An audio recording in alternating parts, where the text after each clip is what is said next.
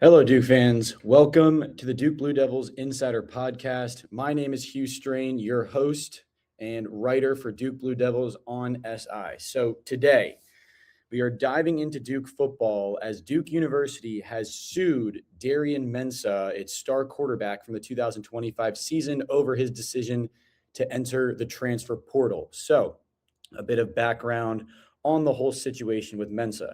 So, after the 2024 season, Duke signed Darian Mensah from Tulane to a 2-year contract worth around $7.5 million. So Mensah comes to Durham, has a fantastic 2025 campaign, leads the ACC in passing touchdowns, leads the ACC in passing yards, leads Duke to its first ACC championship since 1989. Now, Duke, again, signed Mensah to a 2-year contract that is scheduled to end on December 31st, 2026. Therefore, it could have been expected that Mensah was back with the Blue Devils. Now, early in the offseason, there was some speculation that Mensah would consider entering the 2026 NFL draft. However, reports at that time said that Mensah was not considering transferring at all, was only deciding between the draft and a return to Duke. Obviously, very quickly, he announced his decision to return to the Blue Devils in 2026 and even released a video on Instagram, very similar to the LeBron James early 2010s The Decision post, where he reaffirmed his pledge to Duke. Now, time goes on. The transfer portal continues to see its players enter, see its players commit. And by the time the portal was set to close at 11:59 p.m. on January 16th, Duke was at least expecting to have its team fairly set, at least at its core. It had already gotten pledges of re-signing from star running back Nate Shepard, star wide receiver Cooper Barkate, and from Mensah. Then on January 16th, around 12 p.m. Eastern time, reports started surfacing that there was growing fear around the Duke program that Mensah could enter the transfer portal at the very last second, with Miami being the school to watch. And it all happened very fast. And then just a couple hours later, Mensah did in fact enter the portal, leaving Duke fans in shock, the team in shock. Now, Miami was rumored as the school to watch to offer him a lucrative deal, which included fully buying out the remainder of his contract with Duke, an Adidas brand deal, country club housing with the Hurricanes, and also bringing on his sister on an NIL deal to Miami, who currently plays soccer at the University of Oregon. Then that goes on, and as in Miami is the school to watch, and the portal decision happens. Then on January 20th, it is revealed that Duke University was suing Mensah for breaching the details of their contract. Now, Mensah had signed a 2-year deal that hadn't expired yet.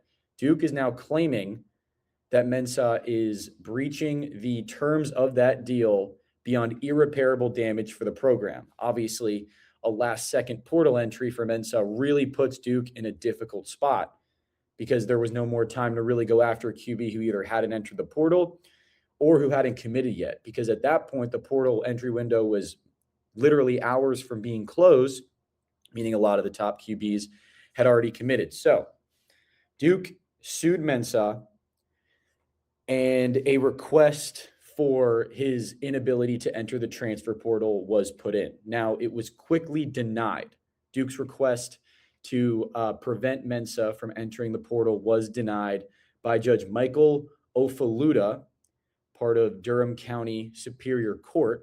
However, it later was revealed that this Judge Ofaluda was a Duke basketball season ticket holder, and his wife is actually a library staffer at Duke University.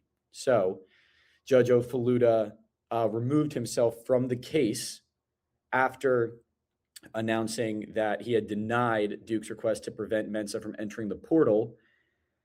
And now Judge Ed Wilson will now be the primary judge in the hearing, who is a Virginia and Wake Forest alum who at least doesn't have any public connections to Duke University. So Mensah's representative, Darren Heitner, said that Wilson is scheduled to hear the case on February 2nd, but Mensah's team is trying to move that up. So where is this case going? So Duke, like we said already, is arguing that Darian Mensah has breached the details of his contract that was set for 2 years and around $7.5 million. Now, Duke's argument is obviously the details of that contract.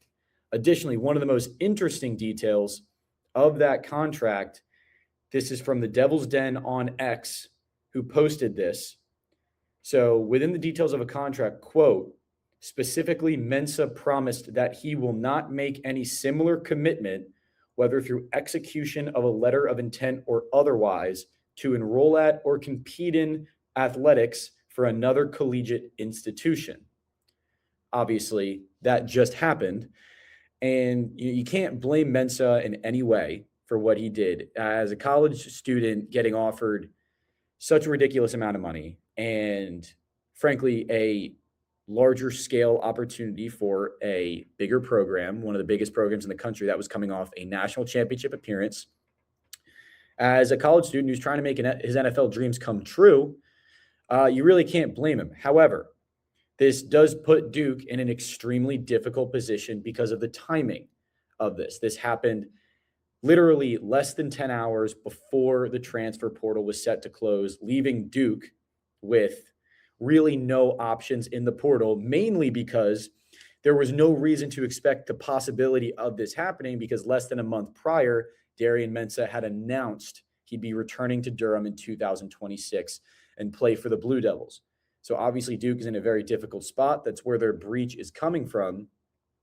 And that's kind of where this lawsuit is going. Duke is arguing that there has been irreparable harm done to the program, and they are trying to block Mensah from entering. Now, based on the details in the NIL contract between Mensah and Duke, this case will be handled through arbitration.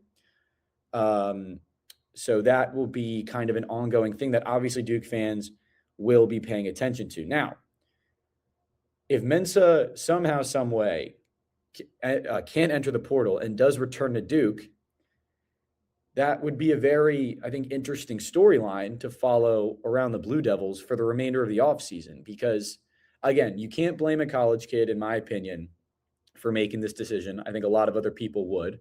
A fan base is obviously not going to be happy about it, but it's a lucrative offer for a kid in college who's trying to get to the NFL. And not to say that Duke wouldn't get Mensah to the NFL. If he went to the draft in 2026 from Duke, he likely would have been a day 1 or 2 pick. But all this money, all this country club housing, and Adidas NIL brand deal was also rumored to be part of the deal. Mensah's sister gets to be a part of it. And now he puts himself in a position to play for one of the premier programs in the country who is coming off a national championship game appearance and was a score away from winning the national title.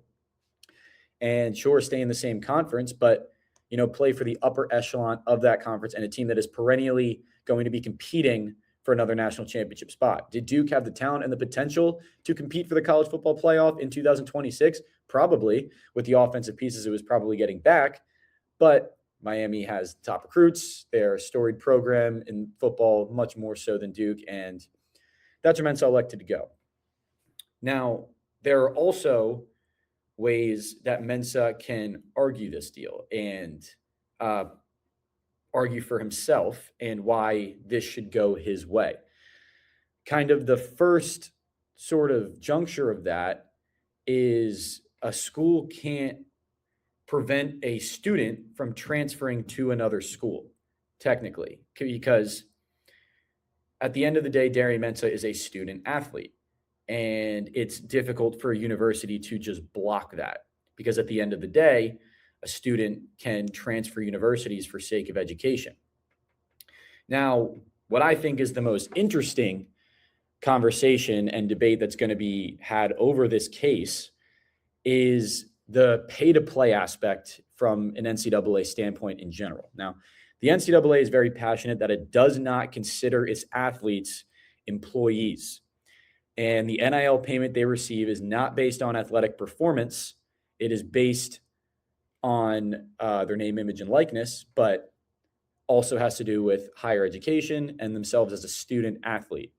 But what Mensah could argue is that the fact that Duke put this lawsuit in place at all to prevent him from leaving the football program contradicts that position altogether, because it is not a pay-to-play contract.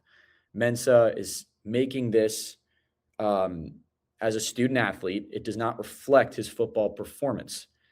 But if Duke is now suing him based off the details of that contract, Mensah can very well argue that that completely contradicts that, and they are looking at him as an employee, as an athlete, which the NCAA does not allow. So that's kind of where we are with this lawsuit right now. Again, the original judge, somewhat hilariously, Michael Ofaluda, I hope I'm pronouncing that correctly, denied Duke's request to not allow Mensah to enter the portal, as he is a Duke basketball season ticket holder and his wife, Linda, works there as a library staffer in the anthropological department. So hearing scheduled for February 2nd, where Judge Wilson will hear it. And there's just so much to be decided, because I think the Duke program probably has to assume the worst and that Mensah will be gone. And that obviously completely changes the trajectory of where this Blue Devils team is going in 2026. Again, a team coming off a conference championship. Sure, they got there in a bit of a chaotic way. Sure, they were 9-5. It's not like they were this perennial elite team. Sure, they had losses to UConn, Tulane, whatever. At the end of the day, this team won a conference championship, and before a few days ago was bringing back its top three offensive pieces in Shepard, Barkate, and Mensah.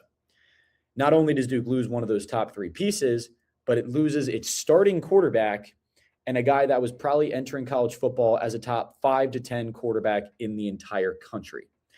He's incredibly difficult to replace, obviously, especially with the timing of this entry, which is where a lot of this lawsuit is coming from, is where does Duke go from here? Many of the top QBs are already committed. There have been a few portal guys that Duke was reported to be connected to or interested in shortly after Mensah entered. The first of those names was DJ Lagway, former Florida QB who committed to Baylor but had yet to sign. Duke was reported to be interested in him, and shortly after that, Lagway did sign with Baylor. So Duke misses on him. Lagway's father played running back at Baylor in the late 90s to the early 2000s. Lagway decides to head to Waco. Next, shortly after the national championship, Fernando Mendoza's brother, Alberto, who served as the backup to Mendoza throughout the 2025 season, just about 12 hours after the national title game, announced his intention to enter the portal. Georgia Tech quickly emerged as the team to watch, and then shortly after, Duke came into the mix as a potential team of interest for Mendoza.